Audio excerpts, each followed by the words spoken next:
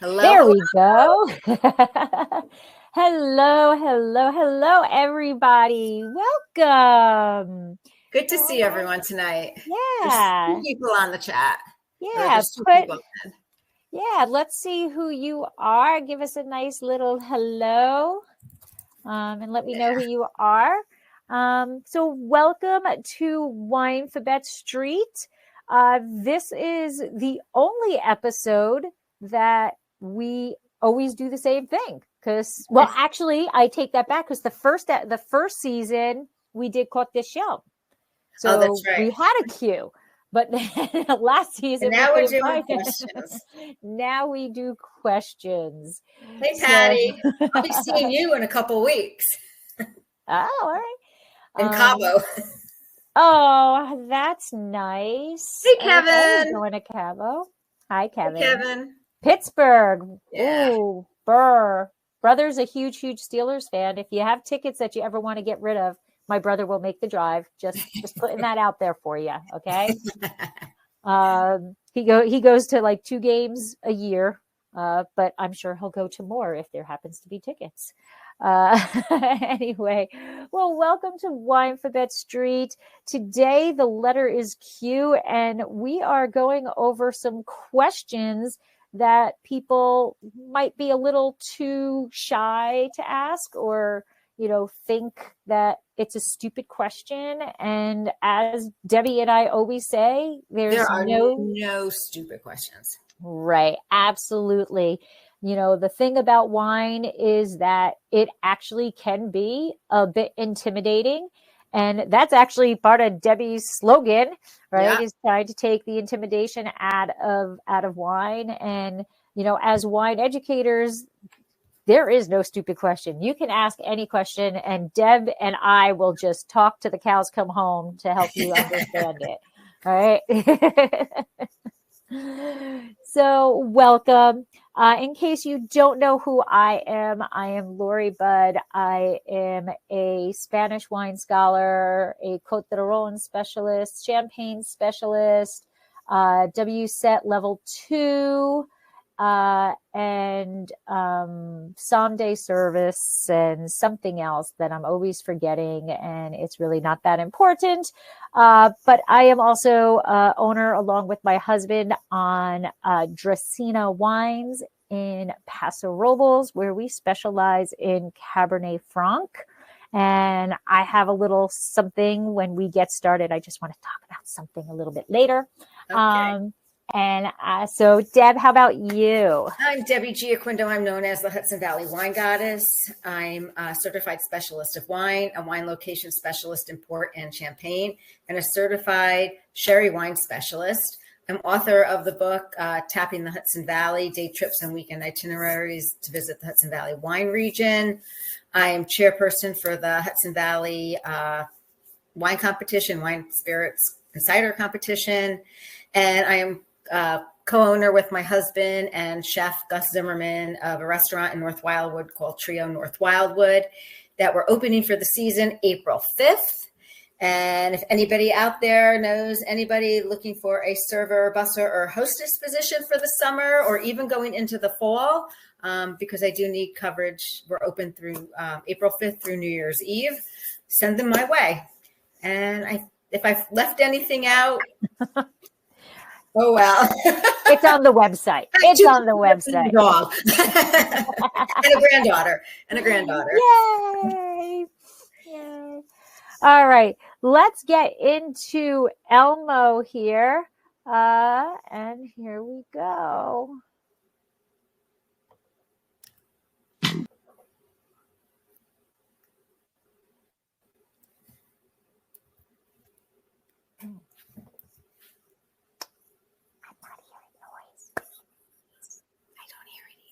It was there. I think it was there. Well, this is what I get for doing it really late at night. So we can sing. Cue for questions. It was there. I swear it was there. Yee! As Elmo goes. Elmo, it was there. I don't know what happened. Anyway, welcome to Winephabet Street. And the letter of the day is Q for questions. And this is the first time in a very, very, very long time that it is just Deb and I. So, and our wine. And wine, yes. So, Deb, what are you drinking tonight? I opened up Barra, Barra, from Mediniso Reserve Cabernet Sauvignon, and I didn't really research it, or I just asked Lori what she was opening, and I was looking for something to open. So it says here it's made with organic grapes. In 1955, Charlie Barra planted this first vineyard in the rich red vine soils of Mediniso County in the Redwood Valley. Charlie farmed organically before there was even a certification, deciding early on that was the only acceptable path forward. Today, we're still committed to these same principles and continue to be family owned and organically farmed. So that's enjoy, Martha, Sean, and Shelley. Ah, very nice. Very nice. So, yeah. Well, I went typical tab. Yeah. Mm-hmm. All right. I went with a Concha y Toro, Castillo del Diablo, and it's a Merlot. And this is the first time I've had their Merlot. So, I think they're best known for their Malbec. This is a big time go-to Malbec, usually about $10. So it's an easy drinking if you're at a party. It's a good wine to bring for that. But this is their Merlot. And it is, it's very different. It's earthy, very, very earthy. Okay. So the first thing that comes to me is forest floor and like mushroom, that type of thing. I should have grabbed a glass with a stem. I grabbed a glass with my dog on it. Oh, I've seen that. That's so cute. So there's black fruit in there. It's darker fruit, blue fruit, that blueberry. That is a typical kind of Merlot-esque type of wine. Vanilla. I get vanilla. Oh, okay. So a little bit of oak there. Uh-huh. All right. All right. Shall we go on with some questions? Well, I had a wine last night. Okay. And this is the wine that I wanted to bring up because I kind of freaked out in the store when I was walking the aisle. Okay. And took a picture and sent it to my husband, Mike. And he was like, wow. Now, Deb, you're familiar with Trevento, right? We've had Trevento before. We've talked about that, right? Again, very much a Malbec place, right? Because, it's Mendoza. So it is Argentina. It's Malbec. Tannat is good too, but I think they're best known for their Malbec. But this is what I found. Oh, nice. A white Malbec. So this is a white Malbec. How is that? And it says the first white Malbec. So I of course had to buy it, and so as you know, Deb, and you drank it. Oh, I drank it. I sat down yesterday at about 5:00, and I opened the bottle, and I was doing winery stuff, trying to get ready for club shipments and things like that. And by 11 o'clock at night, this little baby was gone. So it's really not over drinking if it's 6 hours to take through a whole bottle. No, not at all. It was very interesting. And so what I found is actually very similar to, Deb, what's coming in your package in a couple of weeks is our Blanc de Franc. And our white Cabernet Franc, which we can put this sticker on too, because we are the first in Paso. But so the Blanc de Franc is like you're standing in the middle of an orchard and you just pulled down a fresh peach and bit into it. And it is a nice, ripe peach, but it is a 100% dry wine, but nice, beautiful peach flavors and aromatics out the wazoo, right? But when Mike and I tasted it after bottling the first time, Wednesday of last week, we pulled it out of the refrigerator and we started drinking it, and we were like, oh, well, this has changed since bottling, but it started to warm up, and it was too cold coming right out of the refrigerator. And that just shows that temperature importance, right? So as the temperature, as it warmed up a bit, those peach flavors and aromatics really came through. So those, like that second half of that bottle was incredible. And this was kind of the same way. As it warmed up, it very much changed its dynamics and its characteristics and aromatics of it. But it's amazing to me how a white wine, like a white Malbec or Blanc de Franc, it is made from a red grape, right, picked to be a red grape, or at least ours was picked to be a red grape. But then we process it to turn it into a white wine. So to have a completely different profile really shows you what the skins, and sitting on the skins do to the wine. Right, because this is, in order to get this wine white, you're picking it up quickly. As soon as you're harvesting, you are bottling it not bottling it, I'm sorry, pressing it very, very gently. And it is, it doesn't see any skin contact at all. So it just shows you how that difference is. You're just tasting that pulp basically inside. So Kevin asked, direct press the Cab Franc, any hint of color?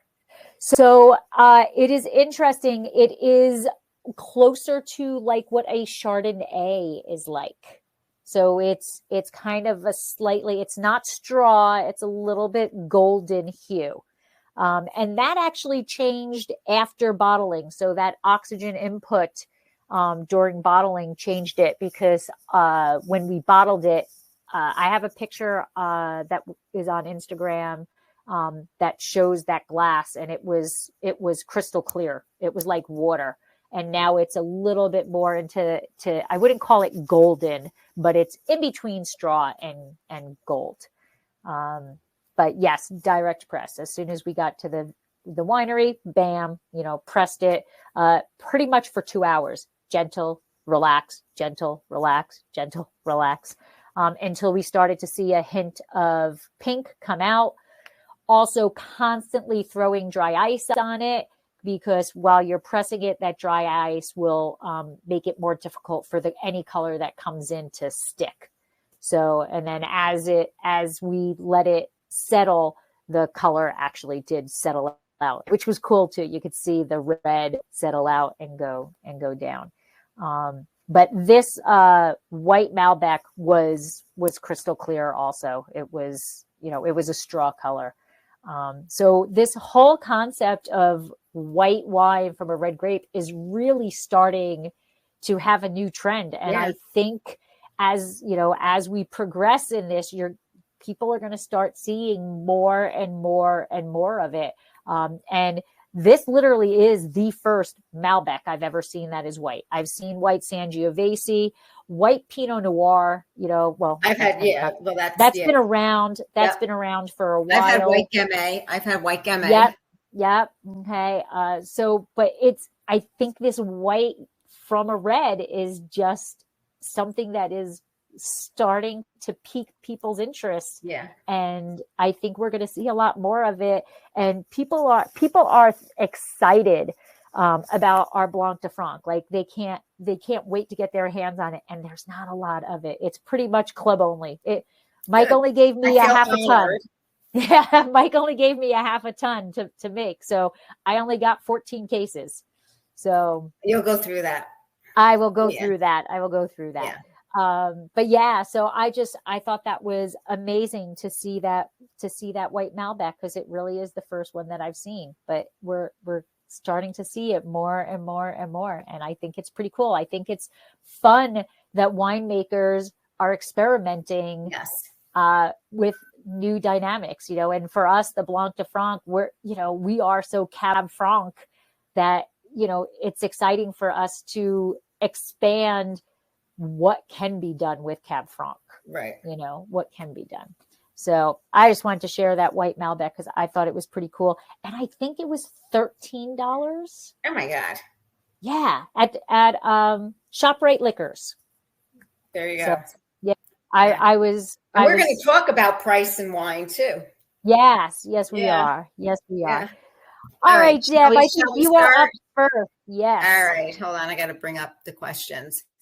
Okay. So here we have the first question of the evening.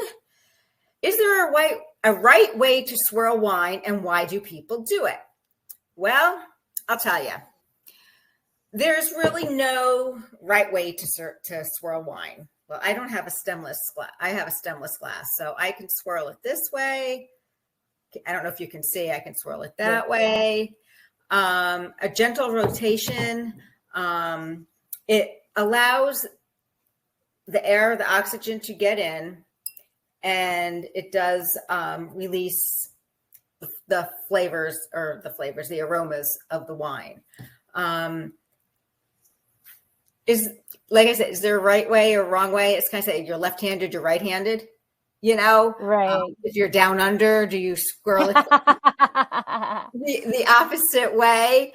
But you want to keep a light downward pressure on the glass, so obviously it doesn't fall over. You don't want to go too nuts. You don't want it to be like, the swirly thing that's going to go down, down. Right. Wasn't there a commercial, like a detergent commercial or something like that? Of the detergent, the spinning? I don't know, something like that. But you kind of want to do it in a soft way, and then sniff it. And usually, the first, when you sniff, kind of like just do like 3 short sniffs, and you'll kind of get a really nice idea of the aromas of the wine. Nice. And then do it again as the wine warms up. Whether it's red wine, white wine, rosé, as it warms up, it will give off different aromas. And if you get more and more into wine, you will start to realize that you swirl everything. I swirl water. I swirl milk. Hot cocoa, I swirl. The only thing I will say about the right way to swirl is it's really important not to overfill your glass. That is, and you know what? That's a thing. Like in restaurants, sometimes I see that they really do. They don't have the proper glass size for where they're pour. They might have a 6-ounce glass of wine, and they're serving 5 ounces, so it doesn't give you that area to swirl. Yeah. So like when we're at a restaurant, when Mike and I are at a restaurant, they always want to come and they want to pour the wine for you. Oh, there's an empty glass, or, a partially empty glass, and they'll come over and pour. And we're always like, no, that's okay. We'll pour because they want to like fill it all the way. Yeah. And then I can't swirl, and honestly, the whole concept of swirling, like you said, is to let that micro oxygenation go in. Mm-hmm. And when it's that high, you can't smell anything. And you're going to spill it, and it's going to be a mess, and no one's going to be happy. Right. All right. So this question I absolutely love because it gets asked so much. And like I said, we never say there's a stupid question. Every question is valid. But what cracks me up about this question are the people who come into the tasting room, or the people who you're out with at dinner or whatever, who think that they are so wine savvy. And then they start talking about the legs of the wine. And, oh, yes, this must be a very high quality wine because it's got legs. Mm-hmm. Yeah. I hear that. Yeah. Look at those legs. Like, want to see mine? Yeah, right. Right. They do it in the tasting room. Like, oh, well, thank you. I really, I've been working out a bit. So thank you, But so the legs, really have nothing to do with quality of the wine at all. And to get a little geeky, it's actually the Marangoni effect. Okay. And what this means is that it's just the liquids at different surface tensions. And so they start to flow away from each other. So you're spinning, you're swirling it in the glass, and then the water that's in the wine and the alcohol in the wine have two different, surface tensions, and gravity is going to kind of start to pull them away from each other because of the surface tension, and they start to come down on the side of the glass. So, those are the two basic components of wine: alcohol and water. So when you swirl, it swirls all the way up the glass, and then it comes down. So is it an indicator of quality? No. It could be an indicator of how much alcohol is in there. Okay.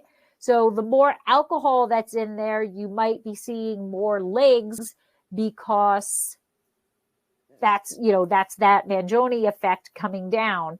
And I know it's very, you can't see it in a screen, and people who are on a podcast can't see anything.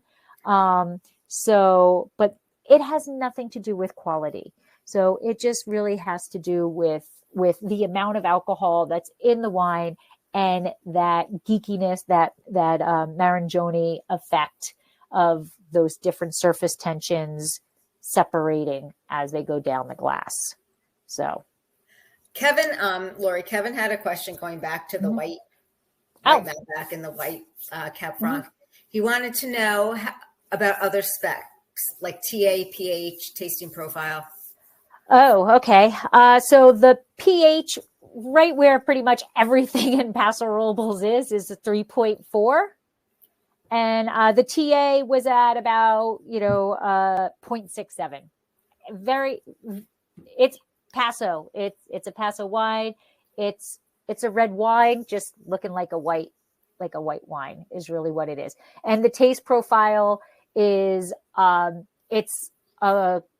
wouldn't say it's crisp. It's not like a Sauvignon Blanc crisp, but it's not like a Chardonnay full either. It's kind of like medium minus body, I would say, but it is true. It's peach, lots and lots of peach flavors and aromatics going through. So I'm looking forward to tasting it. So it's a fun wine. It's really, we're so excited about it. It's, it only took me 10 years of me asking Mike, can I make a white Cab Franc? Can I make a white Cab Franc? Can I make a white Cab Franc? So next year there'll be more, because he didn't understand how crazy people were about this concept. So. Well, that's good. So going on to our next question, can I judge a wine by its price? Does more expensive always mean better? Well, I'll tell you. My personal opinion is, if you like a wine, you like it. If it's, more expensive, you're going to find that your more perceived, better quality wineries will have a higher price. Is it good? Yes, it's good, but everyone's perception of good is different. Is lower priced wines not good? Hell no. You can get some really good wines for $13, like Lori. Yes. You can get some really good wines for under $20. Sometimes Paul and I will open a very expensive bottle of wine and a lower priced bottle of wine. And sometimes that expensive bottle of wine is a fail. It is not as enjoyable as the, lower priced bottle of wine. So is one better than another? It's really, I would have to say no. It's all about your taste and what you like. I think it's perceived like you're going to get a Flowers, Cabernet Sauvignon or a Chardonnay. Oh, it's going to be wonderful. I see a lot of that in my restaurant. But you know what? I can get another Chardonnay, from say Argentina, that's less expensive, that might be just as good, if not better, according to my palate. Mm-hmm. So it's really, up to the person that is drinking and tasting the wine. Grapes from lesser known regions like, say, Alsace, the Savoy region in France, you're going to find that those two regions, that the prices might be more affordable. Mm-hmm. And if you go into Argentina, Chile, Uruguay, those wines might be a lot more affordable to you and just as good as a $60 bottle of flower Chardonnay, or I don't know how much it costs. Oh, I could probably, since we're going for a liquor license at the restaurant, I can probably grab it behind me and find out, but it will not be on my menu. But,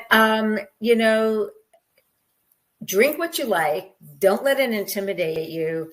And if you bring a $15 bottle of wine to a party because you like it and it tastes great to you, and the people have all these, $30, $40 bottles of wine, don't be intimidated, because you know what? You might taste those wines and they might not be that good.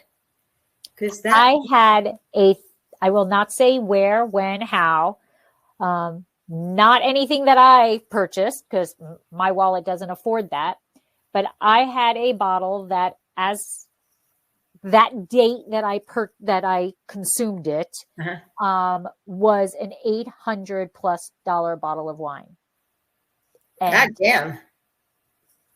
It was not. I was like, huh. Were you drinking Roman Conte? Yeah, you did.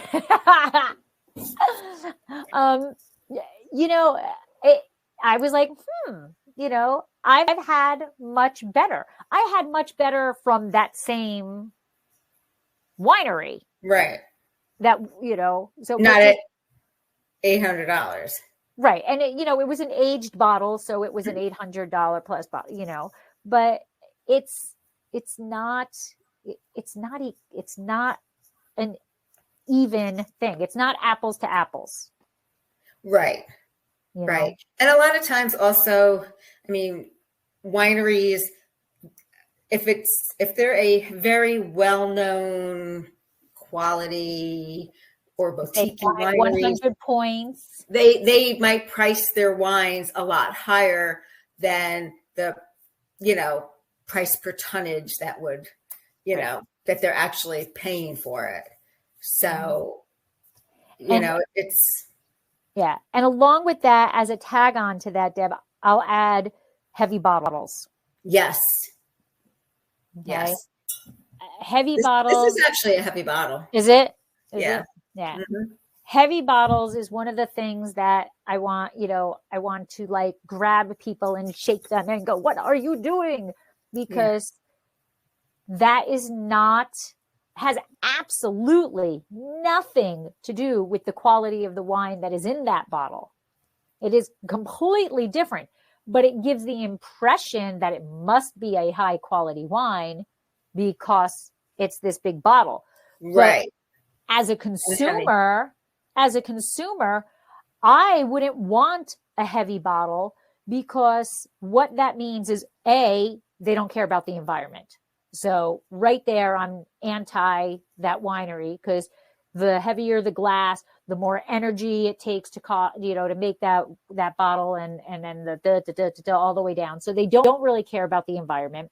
But secondly, when you ship wine, which is already out of control of pricing to ship wine, but it goes by pounds. And if you are buying a wine that is a big, bulky, heavy bottle, you're just paying for that shipping. So you're paying more for the wine than it should be, because you've got the impression it's an expensive wine because of a heavy bottle. The cost to that winery is more expensive because it's a heavy bottle, and they're going to transfer that cost right to you. So you're paying more for that bottle. And then when they're shipping it to you, you're paying more because it weighs more to get to you. Mm-hmm. And the wine that is in that bottle can be the same exact wine in a lighter bottle. You know, it's still the same wine. The liquid inside, the bottle itself does not affect. You know, it's funny, but when I pick up a bottle and it's really heavy, my first thing is, what were they thinking putting it in this heavy bottle? Right. You know? Yeah. So it's perception. Yeah. That's what it is. And it really goes back down to drink what you like, and don't let price influence you. If you like the $60 bottle of Chardonnay, by all means, have at it. If you like the $15 bottle, enjoy. If you like $2 Chuck, good for you. Enjoy. Yes. Right. Yeah. All right. Okay. This question I think gets asked quite a bit also. And how long should I really keep a bottle of wine open?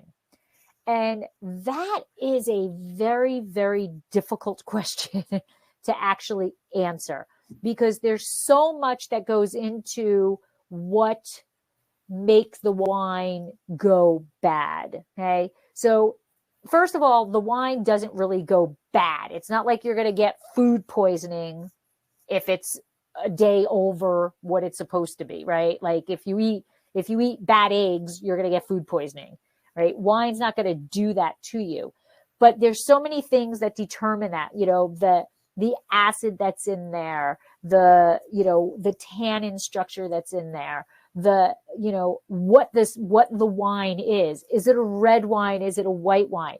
Even within the white wine, there's some varieties that are more, I'm blanking on the word, susceptible to oxygen coming in and affecting those flavors and those aromatics. So like Chenin Blanc gets oxidized easily. So that is going to go bad, in quotes, faster than probably a Chardonnay, right? It's because of just certain wines have different effects on, due to the oxygen. Also, Chardonnay, especially if it's aged in oak, that's going to have a different impact on, or be exposed to that oxygen differently. Red wine's exactly the same, depending on what the variety it is, how it was processed, all of that. But pretty much a safe bet is, if you're going to keep it in the refrigerator, it does extend it a little bit longer. It does help prevent some other types of bacteria that can, that are in there that can start to come alive type thing. Kind of similar to ketchup, which is why you keep ketchup in the refrigerator. But so that all plays a role. But I would say you're kind of safe with like 3 days. It's kind of a safe bet. But that all goes by the wayside if you're talking sparkling wine, right? Sparkling wine, I'm sorry, you got to drink the whole bottle. Jinx. Yes, just drink the whole bottle, people. It's low in alcohol. It just makes you feel good. But if you do have one of those caps that are made specifically for sparkling wine, and it tightens nicely around that bottle, then I would say that next day is not a problem. I've even had a sparkling that I've had 2 days later. I opened it to if I opened it today, I don't open it tomorrow, I don't open it the next day, but then the next day I do, it's still okay. But once you'll know once you undo the thing how much pressure releases. Yes. If you hear a pop, it's still all right. Yeah. If you don't hear a pop, then just toss it. Don't even try. Don't even try. Absolutely. So what's the difference between old world and new world wines? Well, old world is really from Western Europe, and that's really where a lot of the vinifera has originated. And they've imported, like the French Huguenots brought wine, their grapes to the Hudson Valley. Just that's, how grapes have gotten supposedly, into other places. Usually in Western Europe, the wines are believed to have lower alcohol levels, as well as deeper ties to the places where the grapes are grown. And the New World refers to like North America and South America, and Australia in the newer areas, where you're seeing, wine produced. The Court of Master Sommeliers announced that they would no longer be using the term in blind I saw tasting. that. Yeah, it has to do with tradition, where Old World wine tends to have a lighter body, lower alcohol, higher acidity, and less fruity flavor, with more minerality than New World wines. And New World wine tends to be fuller, higher alcohol, lower acidity, and more pronounced flavors. And you know what? That's probably true. As I think of what I've been drinking lately, I do get more minerality in European wines, but yet if you drink wines from St. Lucia Highlands in California and certain places in New York, you get a lot of that minerality. So, I think it's all a matter of place, of where it's grown and the growing conditions and the soil. And, if it was a glacial lake that is now, a vineyard, and things like that. But I would say there is a difference. Age-wise, they've been growing grapes in Europe a heck of a lot longer than they've been growing grapes in the United States, Argentina, Chile, Australia. So just think Old World, think about, your heritage, where, going down the line where you originated from. That's the Old World. The New World is what we're living in today. I think about, in terms of Old World, New World, here in the United States, even in Chile, like in the New World, right? If you are into the fourth generation or fifth generation of winemakers in your family, you're old in the New World, right? Yes. Whereas Old World, they're like 15th generation, 20th generation of winemakers in the family. Yes. And it just shows they've been making wine a lot longer than we have in the New World. Yeah. And a lot of our vines, the vinifera vines, have come from the Old World. Absolutely. Yes, absolutely. But that's a good question. I like, and you know what? I think people have a certain palate. I definitely am appreciative of an Old World. And, I have I guess for now 5 years, I've been starting to build up a library of Bordeaux. I've been buying the wines during En Premiere for like the last 5 or 6 years. So I'm getting that library and I love those wines. But I think I really have more of a New World palate because that's just what I drink more often. It's just, if I walk into a wine shop, I'm going to, Spain. I'm going to, New Zealand or, Argentina, though that's kind of like where I go. And obviously a lot of California, or United States wines, Oregon, even New York, all of those, but I think I think of Old World as, they're young if they're in their 10th family, where we don't have anybody, I can't think of a single winery in the United States that's in their 10th generation. No. And honestly, they're lucky if their kids want to come back and work in the winery, Right. you know, Mhm. where I seen in Europe, the children might leave and go do whatever they want, but they find their way back because Right. they feel that that's a part of them. Okay, they've lived for 10 years, they've sown their wild oats, so to say. They've done whatever, practiced law, was a doctor or Mhm. whatever, but they always find themselves back in that winery, in that vineyard, because Right. that's what's inbred in them, Right. and Absolutely. where they find joy and peace. Yep. Absolutely. Absolutely. All right. This is another fun question that does get asked a lot. And this is, are screw caps on wine bottles a sign of poor quality? Or you can reverse that question is, does cork mean that it is automatically a higher quality wine than screw caps? So this has been a debate for a very, very long time. When screw caps first came out, kind of here, because they've been being used in other places, but here in the United States, when screw caps first came out, they were bad. They were bad screw caps, and they didn't do what needed to be done for the wine.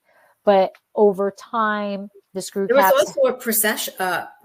People would think, "Oh, it's a screw cap. You got to drink it now." yes, Perceived yes, notion that, yes. yeah, Yeah, absolutely. And so, and when screw caps kind of first started coming about, the reason why they came about was because of TCA, which is cork taint. And years ago, there was somewhere on the average of 11% of the bottles under cork were tainted with TCA. That's a huge, huge percentage. In that time, the cork society council, not society council, the cork council really dug in and did research and evaluated what really was the root cause of TCA. And it was the fact that wineries are constantly cleaning. That's what we have to do. And bleach was being used. And bleach, along with this fungus, put them together, and woohoo, you get, well, I shouldn't say woohoo, you get, you get cork taint. Okay. That was a tongue twister. And so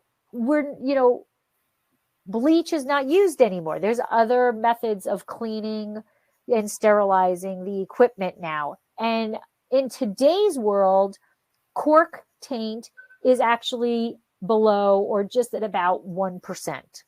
So that is a very, very big difference. So screw caps, when they first, so people, I know a winery, will not say who they are, who put everything under screw caps, and their comment is, well, screw caps are the thing to do because when you bottle it, you screw cap it, and you know that exactly what's in that bottle is the same on day one as it is on day 300, 400, 500, whatever. Which I in turn want to say, which I kept my mouth shut, which Deb, that's a rarity for me. yes, But I don't want my wine to taste exactly the same day one of bottling as I want it to 6 months from now, right? We know that there is bottle shock. We know that things, that wine ages and marries, especially if it's a blend. The different varieties, they marry as the time goes along. So if I'm bottling and I'm putting it under screw cork right away, and what they say is true, that nothing changes, well, then I don't like that. It's not a quality thing. I just don't like that. However, that's really not the truth either, because in today's world, the Stelvins, they actually do allow a little bit of micro-oxygenation. They've learned or adapted and recreated these screw caps to do things to help the wine get a little micro-oxygenation. but it's not going to age the same way that a cork allows that to do. Okay. Now, with that being said, like what you said, Deb, about the perception. So there was a research study done where they had, I don't know what the N number was, how many people they had in this survey, but they all, let's say, were facing in one direction and they were behind them, and they pulled a cork out of a bottle, and then they walked out and they poured the wine for everybody. And the people, did whatever. Mm-hmm. And before they did the cork bottle, they walked in front of them and they unscrewed a bottle and they poured it for them. And the percentage, or the perceived percent, the percentage was that the perception proved that the corked wine was a better wine. And it was the same exact wine in the bottles. They just pulled a cork or they unscrewed it. But it was the same wine. But the people's perception was that this cork meant that it tasted better. And it was the same wine. So it's what you want. It's what you do. And you're absolutely right that the cork the screw cap kind of automatically makes people think they've got to drink it right away or, within a year. Mm-hmm. That's kind of one of the problems with rosé, right? Rosé is typically under a screw cap, mm-hmm. and people are like, okay, I can't drink that rosé because it's not it's not this vintage. Mm-hmm. But you can drink rosé past a year later. 3-4 years, it's fine. Yeah. So that it's all about perception. And what some of the most expensive bottles in the world are under screw cap. So percentage wise, currently 70% of the Australian wine and 90% of New Zealand wine is distributed with screw caps. Yeah. Today, screw caps make up around 30% of wine bottles on the market. So it's still a very low percentage across the board. But Australia and New Zealand are big time leading that. And there's a winery in the Hudson Valley that is all for screw caps. And he's moving forward, and his whole portfolio is going to be under screw caps. Yeah, I mean, and I joke. I honestly don't know what the pricing is. I actually think screw caps might be more expensive. Are they? But there's there's levels of corks. But what about synthetic corks? People have been using them. I've been popping more wines with synthetic corks. Okay, well, watch your Coravin with that. That'll break your cork. I know. No, just I will go on the record here. Just say no. But it is. I've seen it, and I've seen more recently, more synthetic corks than I've seen. Yeah, in a while. That. And we at Gersina Wines, we do kind of follow that romanticized concept that our red wines are in cork. They will always be in cork. Our white wines, our rosé, are in screw cap. And that's just not so much what, it's just how the United States thinks. I'm going to throw in a ringer here. What about canned wine? Oh, canned wine has come a long way. It has. It has. And I have had some seriously awesome box wine. Oh, have you? Tablas Creek here in Paso has a box wine that is delicious. Chateau Margine does a boxed wine, that is, or a bag wine. The box isn't there. It's, you buy it in a bag. Big juice box. Yeah. And the bag wines, they're going to start coming out more and more too, because you can put it in the refrigerator and it's going to stay longer. Going back to that question of how long can a wine last, Mm-hmm. you know, we're talking 3 days for a bottle, weeks for a bag wine, you know, or a box wine, which is really just in a bag in a box. You know, you're not drinking a wine in cardboard. I've had some good canned wines. Yeah. I've taken out on the boat, and it's, you know, they have their place perfect. and they're and now that is a different winemaking process. Mm-hmm. If you're going to put a wine in a can, you're specifically making wine to go in a can. Right. That's a different kind of overall process. You know, Kevin asking about the TA and the pH and things like that. Right. You've got to adjust that type of thing to be able to go into a can. Yeah. But I love the idea of canned wines because, like, going out on your boat, right? Yeah.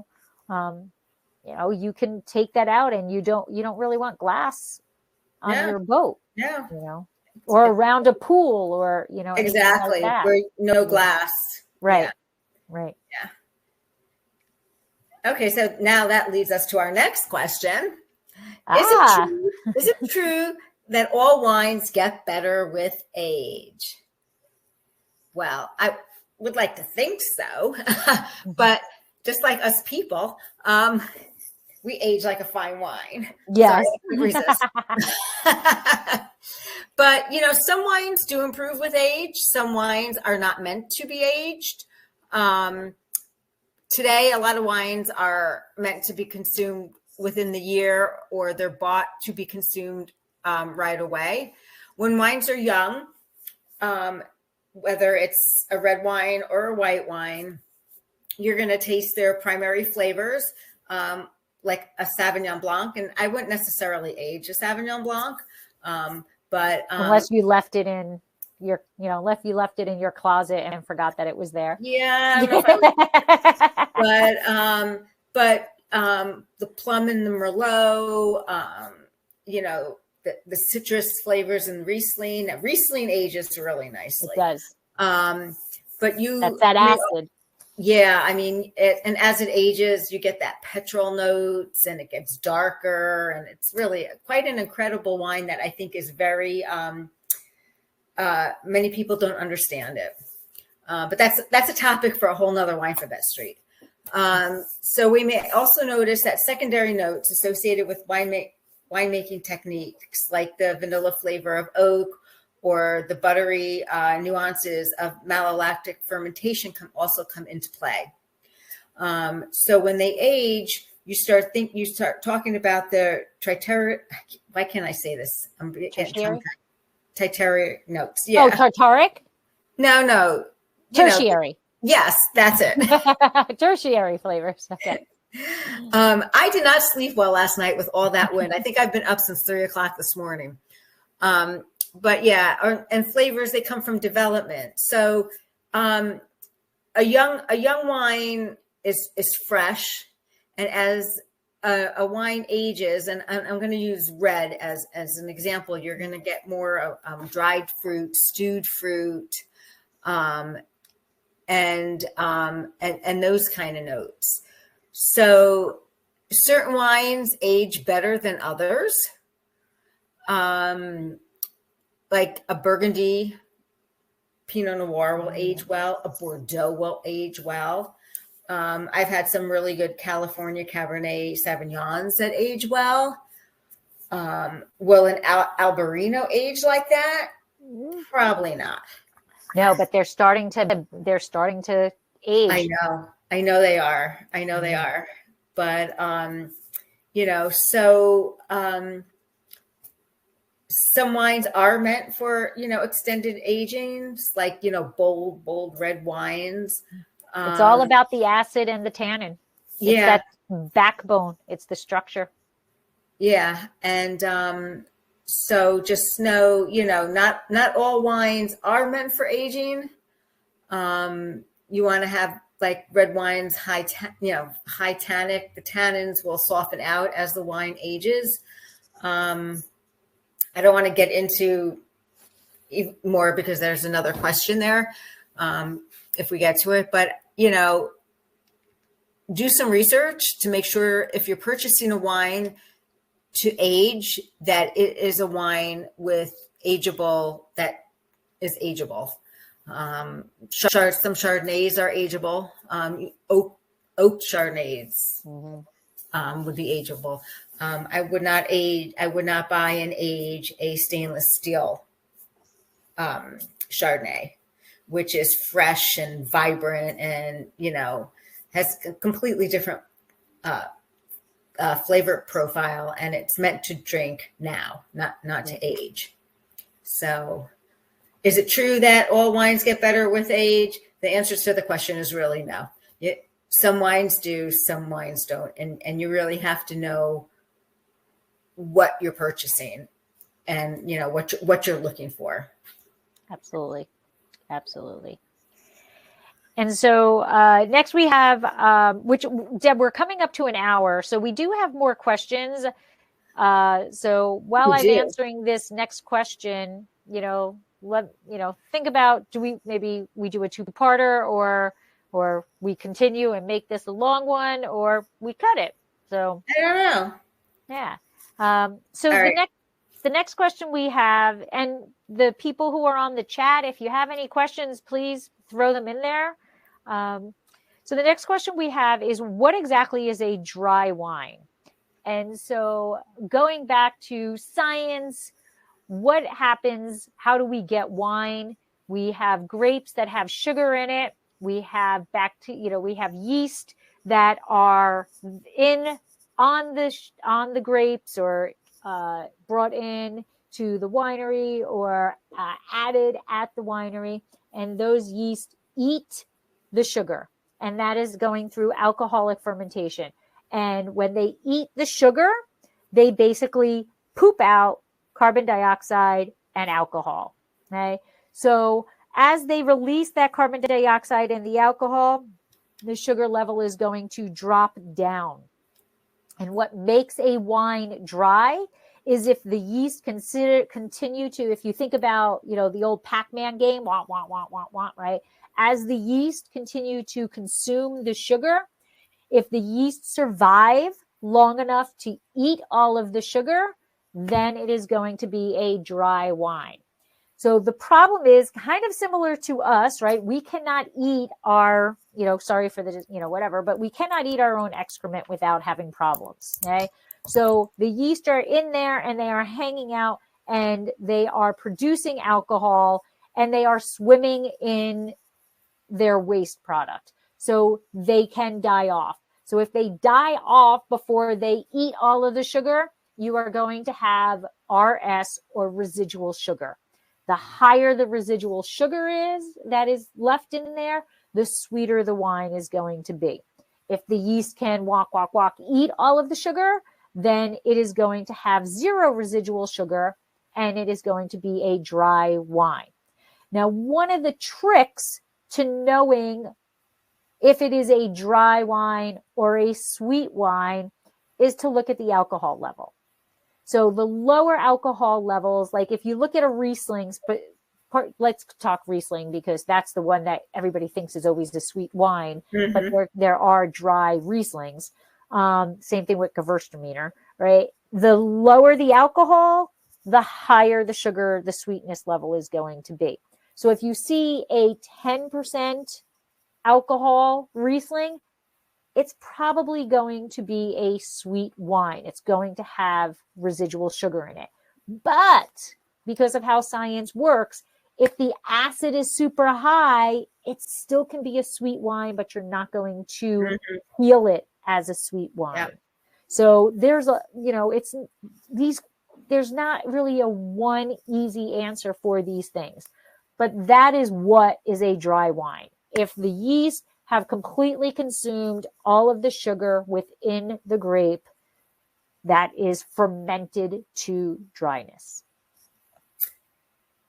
Very good. Do you want to go on? I'm thinking we can have one more. Sure. And then maybe do part 2 next month. Yeah. Yeah, we can do that. Yeah. Okay. So the next one is, now we've gone from sweet to dry. We're going to know, how do you know if your wine has gone bad? So there's many ways to know if your wine's gone bad.